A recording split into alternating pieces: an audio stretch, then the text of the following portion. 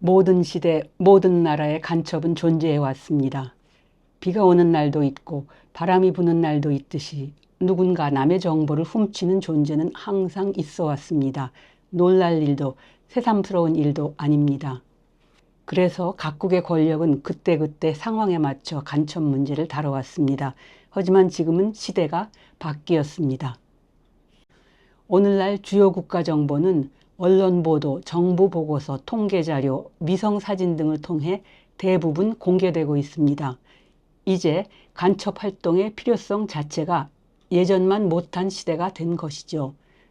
지금 간첩이 한다면 할 수 있는 일은 산업 스파이, 특히 방위 산업이나 기술 정보를 노리는 정도일 것입니다. 그마저도 대한민국은 국가정보원이라는 강력한 기관을 통해 철저히 대응하고 있습니다. 결국 간첩이란 문제는 특수기관들 사이의 문제이지 국민 전체가 두려움에 떨 일은 아닙니다. 예를 들어 미국은 전 세계에서 간첩 활동이 가장 활발한 나라 중 하나입니다. 그런데도 미국 사회는 간첩 문제로 온 나라가 떠들썩해지는 일이 거의 없습니다. 반면 공산주의 국가들은 정반대의 모습을 보여줍니다. 정치적 필요가 생기면 간첩 사건을 조작하고 그걸로 공포 분위기를 만들곤 합니다. 실제로 구소련 공산당은 매년 지방마다 국제 간첩 할당량을 내려보냈습니다. 각 지방은 이 숫자에 맞춰 실제로 간첩 사건을 조작해야 했고 그렇게 연례 행사처럼 조작이 이어졌습니다. 북한도 크게 다르지 않을 것입니다. 우리나라도 예외는 아니었습니다. 군사 독재 시절 숱한 간첩 사건이 있었습니다.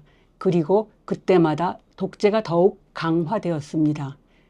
그러나 민주정부가 들어선 이후 재심을 통해 무죄 판결이 난 사건은 이미 수년 전 100건을 넘었습니다. 지금쯤 그 숫자는 훨씬 더 늘었을 것입니다. 이건 단순한 실수가 아니라 권력이 국민을 속이고 탄압했던 구조적 범죄의 증거입니다. 오늘날 대한민국은 남파 간첩에 대해 철저하게 대비하고 있습니다. 오히려 북한이 간첩을 보내기 더 어려운 구조입니다. 그 이유는 간단합니다. 북한 간첩이 남한에 도착하는 순간 남한의 현실을 직접 보게 되고 그동안 자신이 믿어왔던 선전이 모두 거짓이었음을 깨닫게 되기 때문입니다.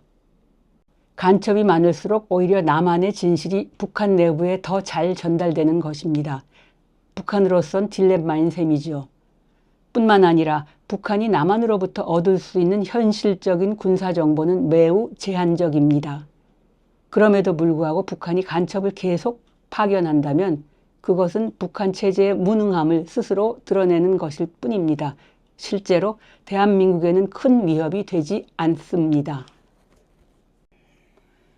내란 세력이 말하는 간첩은 아마도 북한의 지령을 받는 공작원을 뜻하는 듯합니다. 그렇다면 생각해 봅시다. 남한의 발전상을 직접 본 북한 간첩이 과연 북한에 대한 충성을 그대로 유지할 수 있을까요?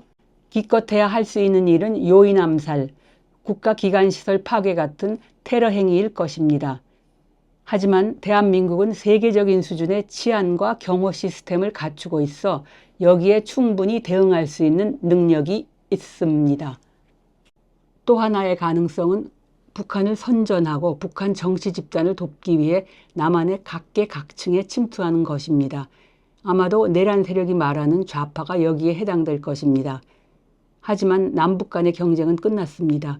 북한의 참혹한 현실은 남한의 구석구석 그리고 전 세계에 이미 다 알려져 있습니다. 북한은 누구의 눈에도 더 이상 희망이 없는 체제입니다. 이 대한민국에서 북한을 지지하거나 동조하는 세력이 있다는 생각 자체가 패배주의 망상일 뿐입니다. 오늘날 북한의 방송과 선전이 그대로 한국에서 공개된다 하더라도 여기에 속을 국민은 거의 없습니다.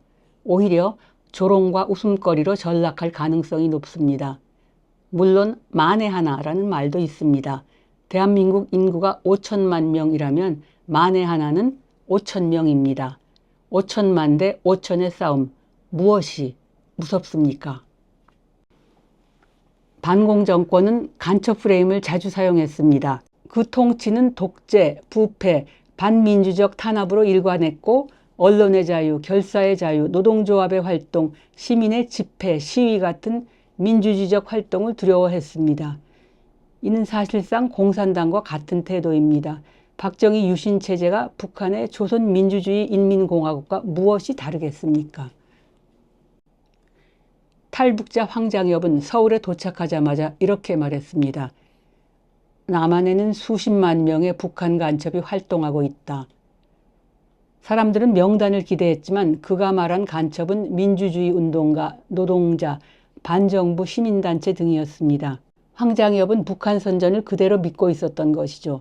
남한의 민주주의 활동을 북한의 혼란 공작으로 본 것입니다. 군사정권 시절이 끝나고 30년이 지났습니다. 그 사이 4명의 민주대통령이 20년 동안 집권했습니다.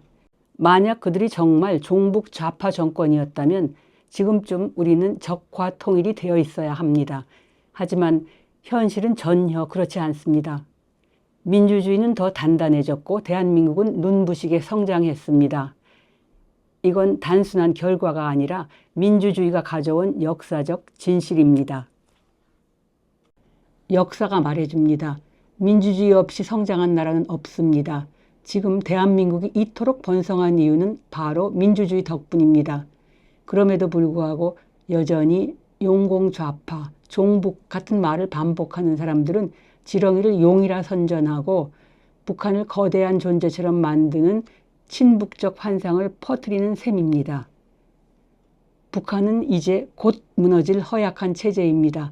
진짜 두려워야 할 것은 간첩이 아니라 간첩을 핑계 삼아 민주주의를 흔드는 사람들입니다.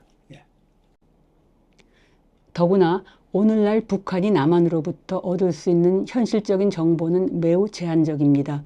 그럼에도 불구하고 북한이 계속 간첩을 파견한다면 그것은 그들의 정보력 부족과 체제의 무능함을 스스로 드러내는 것일 뿐입니다. 내란 세력이 말하는 간첩이 정말 존재한다면 그가 남한에서 할 수 있는 일은 오히려 아무것도 없습니다. 남한의 눈부신 발전을 직접 목격한 북한 공작원이 과연 어떤 충성심을 유지할 수 있겠습니까? 결국 이들이 할 수 있는 건 제한된 테러나 정치 선전 정도일 것입니다. 그러나 대한민국의 강력한 치안과 경호 시스템은 이미 이를 철저히 감시하고 있습니다.